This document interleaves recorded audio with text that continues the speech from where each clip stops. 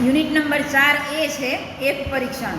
F પરીક્ષણ તમારે T જેવું જ છે કે જેમ ટીમાં તમે સ્ટેપ ફોલો કરતા હતા, 5 સ્ટેપ આવે. પરિકલ્પના કરવી, એક્સ બાર અને એસની કિંમત ગોતવી, પછી ટી કેલ્ક્યુલેશન, પછી સ્વતંત્રતાની માત્રા અને છેલ્લે ધારણા સ્વીકાર્ય અને અસ્વીકાર્ય. એવી રીતે આમાં પણ તમારે એવી જ રીતના સ્ટેપ આવશે. તો સૌથી પહેલાં એની થોડીક થિયરી જોઈએ કે તમને એક્ઝામમાં પૂછાય કે એફ પરીક્ષણ વિશે ટૂંક નોંધ લખો, તો થોડી ઘણી થિયરી લખવી પડે.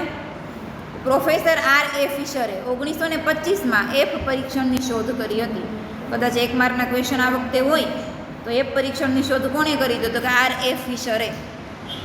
અને તેને 5% અને 1%ની સાર્થકતાની કક્ષાએ કોષ્ટક પણ બનાવ્યું હતું.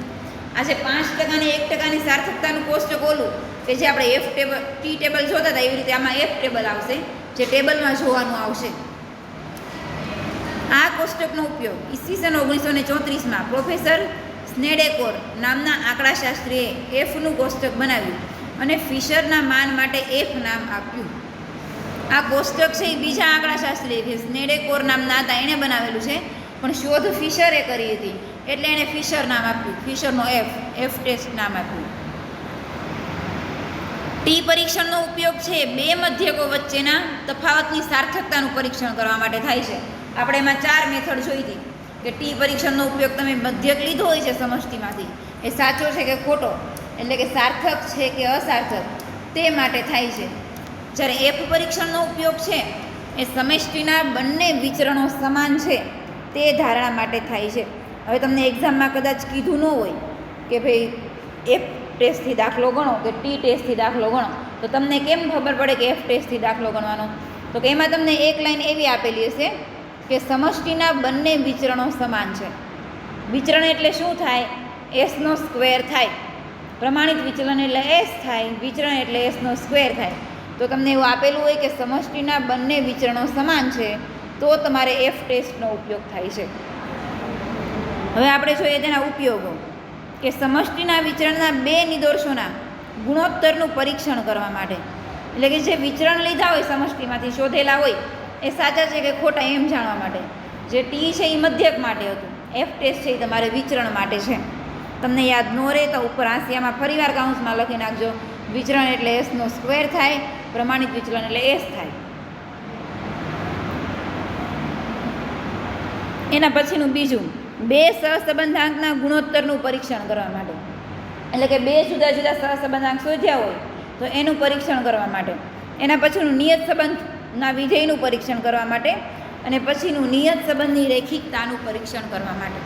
એટલે નિયત સંબંધ ગોઈતો હોય તો એ સાચો છે કે ખોટો, અથવા એની જે તમે ઓલી બે નિયત સંબંધ રેખા ગોતો છો, વાયની એક્સ પરની કે એક્સની વાય પરની, એની રેખિકતા કેવી છે તે જાણવા માટે ઉપયોગ થાય છે. ઉપયોગો પછી તો કે સમષ્ટિના વિચરણના બે નિરપેક્ષ આગણકોના ગુણોત્તરનું પરીક્ષણ, એટલે કે આ રીતનું નામ છે આટલું મોટું. તમને એક્ઝામમાં કદાચ આવી રીત પણ કે તમને જ્યાં વિચરણ દેખાય ત્યાં તમારે સમજી લેવાનું કે ભાઈ એફ ટેસ્ટનો ઉપયોગ થાય છે. વિચરણ સમાન છે કે ભાઈ બે વિચરણનો ગુણોત્તર આવું બધું દેખાય એટલે એફ ટેસ્ટ આવે. સિગ્મા સ્ક્વેર વિચરણવાળી, અહીંયા જોઈને સિગ્મા સ્ક્વેર કીધું છે, વિચરણને તમે બીજું સિગ્મા પણ કહી શકો, પણ અહીંયા તમારે એસ જ વાપરવાનું છે. આ તો અમથું એને ડિસ્ક્રિપ્શન લખવા માટે આપેલું છે. સિગ્મા સ્ક્વેર વિચરણવાળી પ્રામાણ્ય સમષ્ટિમાંથી N1 અને N2 કદવાળા બે નિરપેક્ષ નિદર્શો લેવામાં આવ્યા છે. સમષ્ટિના બંને વિચરણ સરખા છે એવું પરીક્ષણ કરવા માટે એફ ટેસ્ટનો ઉપયોગ થાય છે. જો ત્યાં ફરીથી આવ્યું કે સમષ્ટિના બંને વિચરણ સરખા છે એવું પરીક્ષણ કરવા માટે એફનો ઉપયોગ થાય છે. હવે દાખલા ગણવાની રીત આપેલી છે. તમારે આમાંથી મોસ્ટલી દાખલા જ પૂછાય, ક્યારેક થિયરી પૂછાય તો તમારે એફ ટેસ્ટની શરૂઆત, એના ઉપયોગો અને તો આ રીતના જે સ્ટેપ છે આટલું લખી નાખવાનું. હવે જો સ્ટેપ નંબર 1, પરિકલ્પના કરવી. શું પરિકલ્પના આવશે તો કે સમષ્ટિના બંને વિચરણો સમાન છે. આવી જ તમારી પરિકલ્પના આવશે. આમાં તમને એવું કહે કે સમષ્ટિના બંને વિચરણો સમાન છે તો એફ ટેસ્ટ આવે. હવે સ્ટેપ નંબર 2, S1 સ્ક્વેર અને S2 સ્ક્વેરની ગણતરી, એટલે કે પહેલું વિચરણ અને બીજા વિચરણની ગણતરી, બે વિચરણની ગણતરી આવશે. S1 સ્ક્વેરનું સૂત્ર શું છે તો કે sigma x1 - x⁻1નો square upon N1 - 1. તમે જે આપણે ઓલું ગોતતા હતા ને પ્રમાણિત વિચરણ, એમાં અંડરરૂટ કરતા હતા એટલે સ્ક્વેર ન હોય. આમાં આપણે સ્ક્વેર જોઈએ છે એટલે આપણે આમાં વર્ગમૂળ કરતા નથી. પછી S2 સ્ક્વેર એટલે બીજું વિચરણ શોધવું હોય તો એનું સૂત્ર તો કે sigma x2 minus x bar ટુનો square upon n2 minus 1. Step number 3 છે એફની ગણતરી. એફની ગણતરી તમારે કઈ રીતે કરવાની છે તો કે s1 square greater than s2 square. s1 square મોટું હોય તો તમારે એફ કેલ્ક્યુલેશન બરાબર s1નો સ્ક્વેર ઉપર લેવાનો અને છેદમાં s2નો સ્ક્વેર લેવાનો. જ્યારે અમુક એવું બને કે s2નો સ્ક્વેર મોટો હોય તો તમારે શું કરવાનું, ઉપર s2નો સ્ક્વેર લેવાનો અને છેદમાં s1નો સ્ક્વેર લેવાનો. આટલું જ તમારે એફ કેલ્ક્યુલેશનનું સૂત્ર આવશે. જો ત્યાં કાઉન્સમાં લખ્યું મોટી કિંમત ઉપર રાખવાની, એટલે કે જે મોટું હોય એ પહેલાં લ્યો અને જે નાનું હોય એને છેદમાં લ્યો. તમારે દાખલાના s1 સ્ક્વેર ને s2 સ્ક્વેર ગોતાય છે એના પરથી ડિસાઇડ થશે કે સૂત્ર કયું આવશે. મોટું હશે ઉપર આવશે તો બધે એ નીચે આવે. એના પછી છે સ્વતંત્રતાની માત્રા. સ્વતંત્રતાની માત્રામાં જો s1 સ્ક્વેર મોટો હોય તો તમારે શું આવે તો કે પહેલાં n1 માઇનસ 1 આવે અને પછી n2 માઇનસ 1 આવે. અને s2 સ્ક્વેર મોટો હોય તો n2 માઇનસ 1 અને n1 માઇનસ 1 આવે. મતલબ જે પહેલાં હોય એની આરે પહેલું લેવાનું, s1 તો એની આરે n1, s2 તો એની આરે n2. આ રીતે સ્વતંત્રતાની માત્રાનું સૂત્ર આવશે.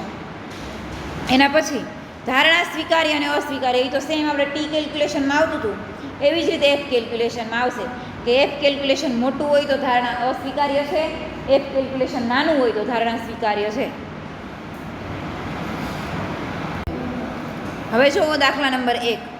નીચે આપેલા બે નિદર્શ જુદી જુદી સમષ્ટિમાંથી લેવાયેલ છે તો બંને સમષ્ટિના વિચરણો સમાન છે એ પરિકલ્પનાનું પરીક્ષણ કરો. તો શું પરિકલ્પના આવશે તો કે બંને સમષ્ટિના વિચરણો સમાન છે.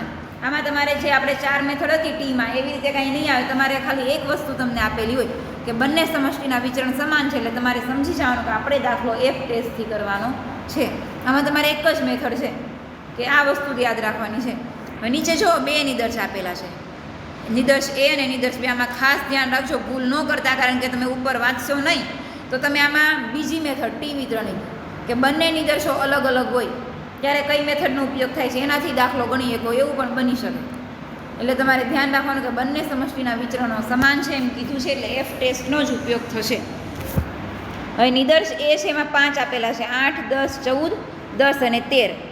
અને નિદર્શ બીમાં તો કે 12, 15, 11, 16, 14, 14 ને 16. તો હવે આપણે જોઈએ કે સૌથી પહેલાં તમારે દાખલામાં લખવાની સ્ટેપ નંબર 1 પરિકલ્પના કે સમષ્ટિના બંને વિચરણો સમાન છે. હવે સ્ટેપ નંબર 2 તમારે શું છે તો કે s1 સ્ક્વેર અને s2 સ્ક્વેર ગોતવાના છે. તો તમારે s1નો સ્ક્વેર અને s2નો સ્ક્વેર ગોતવો હોય તો એની ફોર્મ્યુલા જુઓ તો તમે તે સિગ્મા x1 માઇનસ x બાર 1નો square upon n1 minus 1, x2 minus x બાર 2નો સ્ક્વેર અપોન n2 માઇનસ 1. તો જે આપણે 3 કોલમવાળું કોષ્ટક બનાવીએ છીએ બંનેમાં બનાવવું પડશે. સૌથી પહેલાં જો અહીંયા નિદર્શ લખ્યા, એનો સરવાળો કર્યો તો કેટલો આવ્યો 55 આવ્યો. પછી x બાર શોધો, x બાર એટલે સિગ્મા x1 અપોન n1, 1 છે એની સાથે બધું 1નું જ લેવાનું. 55 ભાગ્યા 5 એટલે 11 આવ્યો. હવે બીજું કોલમ બનશે x માઇનસ x બાર આપણો 11, x સૌથી પહેલાં 8 માઇનસ 11 એટલે માઇનસ 3, 10 માઇનસ 11 એટલે માઇનસ 1, 14 માઇનસ 11 એટલે 3, 10 માઇનસ 11 એટલે માઇનસ 1 ને 13 માઇનસ 11 એટલે 2. એના પછીનું કોલમ શું કરવાનું, એનો સ્ક્વેર કરવાનો. 3નો સ્ક્વેર 9, 1નો સ્ક્વેર 1, 3નો સ્ક્વેર 9, 1નો સ્ક્વેર 1 અને 2નો સ્ક્વેર 4. પછી એનો સરવાળો કરવાનો છે. સરવાળો કરશો એટલે 24 થશે. એના ઉપરથી તમને શું મળશે તો કે s1નો સ્ક્વેર, તો સિગ્મા x1 માઇનસ x બાર 1નો સ્ક્વેર 24 છેદમાં n1 માઇનસ 1 એટલે 5 માઇનસ 1 એટલે તમારો s1 સ્ક્વેર આવશે 6.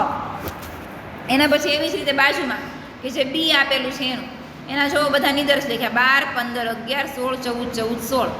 એનો સરવાળો 98 એટલે x બાર 2 મળે, 98 ભાગ્યા 7 એટલે x બાર કેટલો મળે 16 મળે, 14 મળે x બાર 2.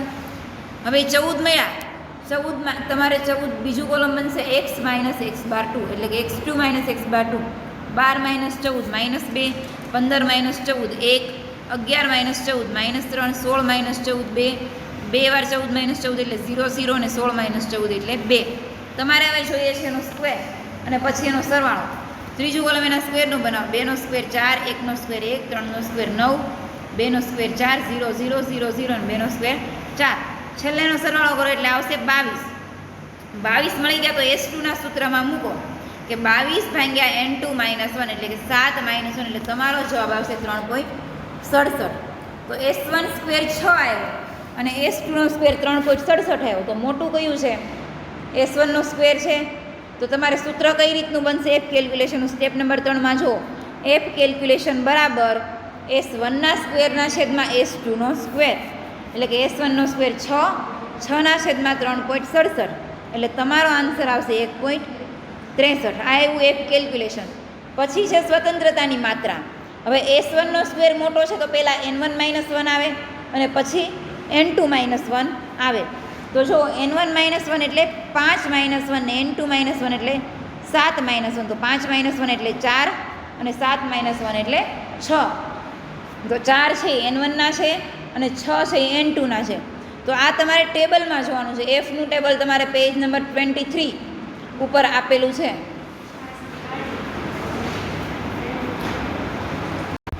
એફનું ટેબલ તમારે પેજ નંબર 25 ઉપર આપેલું છે. તો એમાં તમારે જોવાનું છે n1 તમારું 4 છે અને n2 તમારું 6. એ બંનેનો ગુણાકાર કરી નાખવાનો નથી, ખાસ ધ્યાન રાખજો. અને એફનું ટેબલ તમારે આડું જોવાનું આવશે. બોલ્ડ અક્ષર એમાં તમારે જોવાના નથી, એટલે કે ઘાટા અક્ષર જોવાના નથી, આછા અક્ષર જ તમારે જોવાના છે. એટલે n1 તમારે 4, તો n1 એટલે આડું 4 જોવાનું અને ઊભું n2 6 જોવાનું. 4 અને 6 બે જ્યાં ભેગા થાય છે ત્યાં તમારે આન્સર ઘાટો અને આછો બે હશે. તો તમારે આછો જવાબ લેવાનો છે. 4.53 આવશે. કઈ રીતે જોવાનું? ફરીવાર રિપીટ કરું છું. n1 એટલે તમારે આડું જોવાનું, n2 એટલે તમારે ઊભું જોવાનું. n1 તમારો 4 છે તો આડા 4 લ્યો, n2 તમારો 6 છે તો ઊભા 6 લ્યો. 4 અને 6 બંને જ્યાં ભેગા થાય છે ત્યાં આછો અક્ષર છે 4.53. તો 4.53 તમારું એફ ટેબલ થશે. હવે છેલ્લે એફ કેલ્ક્યુલેશન અને એફ ટેબલની સરખામણી. F calculation 1.63, F table 4.53. તો મોટું કયું છે? તો કે એફ ટેબલ. એટલે એફ કેલ્ક્યુલેશન નાનું થયું એટલે ધારણા સ્વીકાર્ય આવશે. તેથી સમષ્ટિના વિચરણો સમાન છે. આવો એનો જવાબ આવશે. એના પછી જુઓ દાખલા નંબર 2 કે નીચે આપેલા બે નિદર્શો બે અલગ અલગ સમષ્ટિમાંથી લીધેલ છે. તો બંને સમષ્ટિના વિચરણ સમાન છે એ પરિકલ્પનાનું પરીક્ષણ કરો. તો તમારે એફ ટેસ્ટનો ઉપયોગ થશે, ખબર પડી ગઈ. હવે જેમ આપણે કર્યું એમ સ્ટેપ નંબર 1 પરિકલ્પના, સ્ટેપ નંબર 2 કોષ્ટક બનાવીને બે વેલ્યુ શોધવાની છે. હવે સ્ટેપ નંબર 3 સૂત્ર. આમાં પણ તમારે S1 સ્ક્વેર આમાં તમારે S2 સ્ક્વેર મોટો છે 20.44 છે, S1 સ્ક્વેર 12.85 છે. એટલે તમારું સૂત્ર આવશે S2 સ્ક્વેરના છેદમાં S1 સ્ક્વેર. પછી અહીંયા જુઓ, તમે જે ટેબલમાં જોવો છો ને ત્યાં તમારે ખાસ ધ્યાન રાખવાનું. S2 સ્ક્વેર ઉપર છે એટલે તમારે ટેબલમાં n2-1 આવશે અને n1-1 આવશે. એટલે n2 તમારે 9માં જોવાનું છે અને n1 તમારે 7માં જોવાનું. એટલે આડું 7 અને ઊભું 9 જોવાનું છે. એટલે તમારો આન્સર ટેબલમાં આવશે 3.29. આડું 7 અને ઊભું 9. પછી એ બંનેને સરખામણી કરો એટલે મોટું જ આવશે. એટલે ધારણા સ્વીકાર્ય આવશે. આ બે દાખલા અહીંયા પૂરા થાય. બીજો હોમવર્કમાં કરવાનો છે. દાખલા નંબર 3 સમષ્ટિમાંથી બે નિદર્શ લેવામાં આવ્યા છે. તો પહેલા નિદર્શનું કદ આપેલું છે. તો કદ એટલે શું થાય? n1 અને n2. પછી પ્રમાણિત વિચલન આપેલું છે, વિચરણ આપેલું નથી. પ્રમાણિત વિચલન એટલે એ સજ થશે. તમારે વિચરણ ગોતવું હોય તો એના બંનેના સ્ક્વેર કરવા પડશે. એટલે તમારે સ્ક્વેર લઈને ડાયરેક્ટ સૂત્રમાં એપ્લાય કરવાનું, કયું મોટું છે એમ કરીને. તો આ દાખલામાં પણ તમારે એવું જ કીધું કે એફ ટેસ્ટનો ઉપયોગ કરીને પરિકલ્પના ચકાસો કે સમષ્ટિનું વિચરણ સમાન છે. તો પ્રમાણિત વિચલનના પહેલાં વર્ક કરી નખાય એટલે આગળ છતાં ભૂલ ન થાય. પછી સૌથી પહેલાં ધારણા, પછી એફ કેલ્ક્યુલેશન, પછી એફ ટેબલ અને છેલ્લે બંનેની સરખામણી. એના પછીનો પણ જોઈએ. એના પછીનો દાખલો કેવો છે કે એમાં તમને બે નિદર્શ આપેલા છે. એમાં કદ સૌથી પહેલાં n1 અને n2. પછી એનો મધ્યક આપેલો છે x બાર અને x1 અને x2. પછી જો શું આપેલું? મધ્યકમાંથી લીધેલા વિચલનના વર્ગો. આ શું આપેલું છે? સિગ્મા x1 માઇનસ x1 અને સિગ્મા x2 માઇનસ x2 નો સ્ક્વેર આપેલો છે. જો નીચે એને ડિસ્ક્રિપ્શનમાં લખેલું છે. પહેલાં n1 n2, પછી x1 x2 અને મધ્યકમાંથી લીધેલા વિચલનના વર્ગો એટલે સિગ્મા x1 માઇનસ x1 નો સ્ક્વેર અને x2 માઇનસ x2 નો સ્ક્વેર. એટલે તમે સૂત્ર મૂકીને S1 સ્ક્વેર અને S2 સ્ક્વેર શોધી શકો. માહિતી તો તમને આપી જ દીધી છે, એટલે સૂત્ર મૂકીને શોધવાનો, પછી એફ કેલ્ક્યુલેશન, પછી એફ ટેબલ અને છેલ્લે એની સરખામણી. તો આમાં તમારે જોઈએ તો આમ જોઈએ તો 3 ટાઈપના મેથડ એક પણ 3 ટાઈપના દાખલા આવશે. સૌથી પહેલાં તમારે ધારણા કરો, પછી S1² S2² શોધો કોષ્ટકની મદદથી, પછી એફ કેલ્ક્યુલેશન ને એફ ટેબલ, અને છેલ્લે તમારે કે ધારણા સ્વીકાર્ય ન સ્વીકાર્ય. 2 દાખલા જોઈએ જેમાં આપણે તૈયાર માહિતી આપેલી હતી, જેમાં પ્રમાણિત વિચલન આપેલું હતું, એટલે આપણે એનું વિચલન શોધીને દાખલો કરાય. અને છેલ્લે તમને વિચલનના વર્ગોનો સરવાળો આપેલો છે, એટલે તમને વિચલનના વર્ગો આપેલા છે તો ત્યાં તમારે σ(x1 - x⁻1)² આપેલો છે, તો એના ઉપરથી તમને S1² અને S2² મળી જાય. તો અહીંયા આપણું આ એફ ટેસ્ટ છે પૂરું થાય છે.